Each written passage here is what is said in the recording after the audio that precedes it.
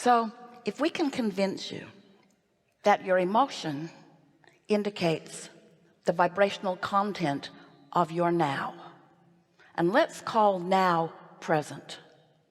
Let's call now present, but let's include in the present that we are calling now the vibrational frequency of who you really are, that larger non-physical part of you, as well as the vibrational frequency of who your thoughts in this human body are allowing you to be. So this now includes the vibrational frequency of the source within you, who is on the beam of what you want, who is focused upon the cooperative components, who never takes eyes off of you, throwing to the eyes, but you know what we mean, never takes attention from you, holding you in constant gaze, knowing that from time to time you will catch a glimpse, you will feel an impulse, you will be in the vibrational frequency of that which we are holding for you. And when that happens, first thing, you'll feel wonderful.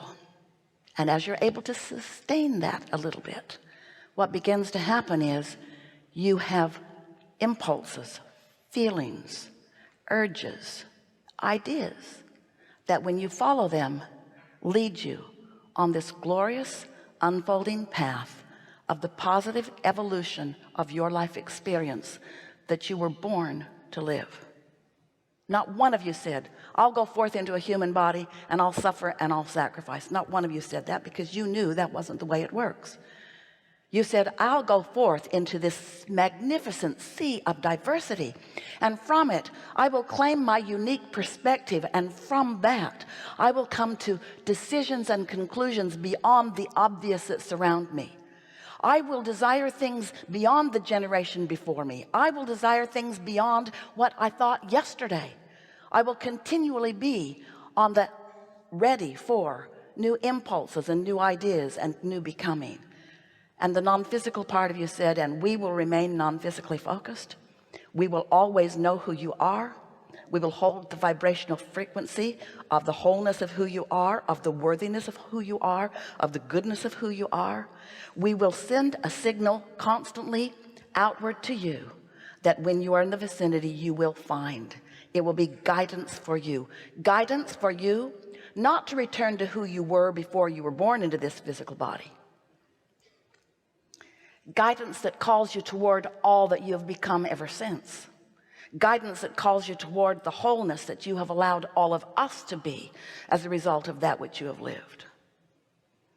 So step 4 is just getting really, really good at step 3. Owning it, knowing it, because you can stumble into step 3. You do it all the time.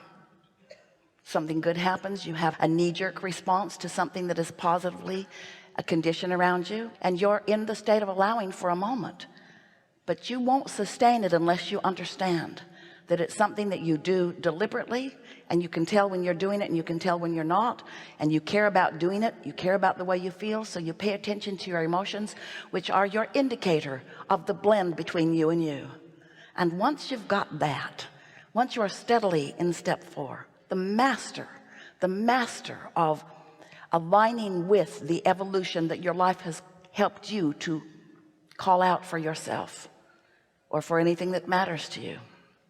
You are uplifters of this world. And then step 5, our favorite step to see you in, that's when you're so steady in your knowing of who you are that now you are ready to embrace this world as you were when you first decided to come forth into this physical body, where you know that there's going to be contrast and you adore it. You know there's going to be things to choose from and you're ready to make the choices. It's that feeling of knowing that there is variety and being in a place of choosing the part that you want without pushing against the part you don't want. Step 1 has quite a bit of pushing against the parts you don't want.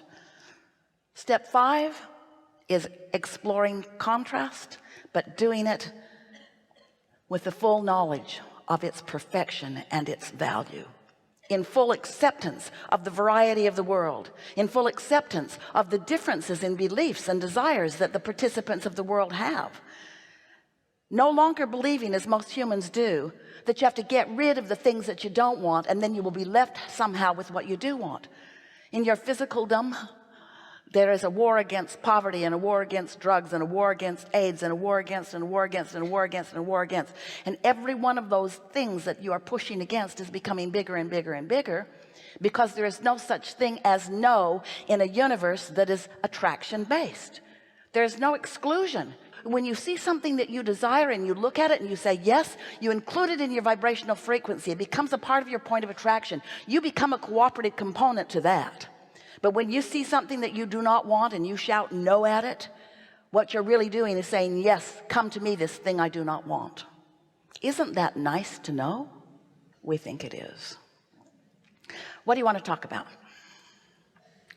All right, now everyone relax. This is going to be a really good day. You're going to really like this. We're going to find the starting place here. Standing on your chair does not help. All right, now enjoy the sorting out process here. You're going to watch it because we isolate you vibrationally. We know where you are, and we will find you. And if you think it's you, stand up, but don't be too quick to stand. Don't stand just because you want it to be you. Be pretty sure that it is you, and then we'll sort it out. Otherwise we'll be in that whack-a-mole situation. So everyone sit, please. We think you're going to enjoy the way this feels to you as it unfolds. So be very easy about it. All right.